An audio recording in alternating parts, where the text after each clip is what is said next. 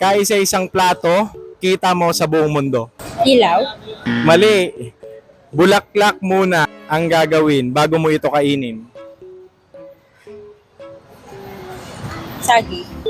Katawan nito ay hinihiwa-hiwa, kaya ikaw ay lumuluha. Onion? Onion or?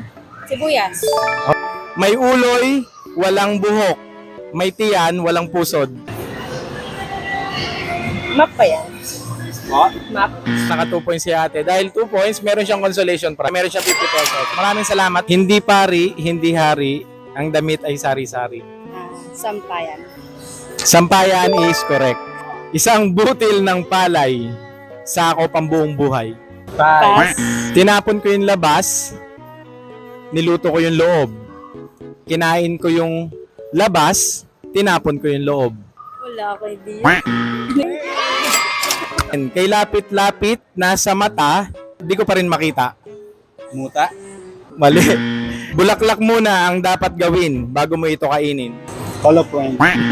Malambot na parang ulap, kasama ko sa pangarap. Unan? Wow, tama. 20 pesos. Ayan. Malambot na parang ulap, kasama ko sa pangarap. Unan? Unan, tama. Isa ang pasukan, 3 ang labasan. Ang hirap naman. Walang clue. Wala. T-shirt. Hinila ko ang tadyang. Lumapad ang tiyak. Nilo ko ang tagyan. Walang clue ulit.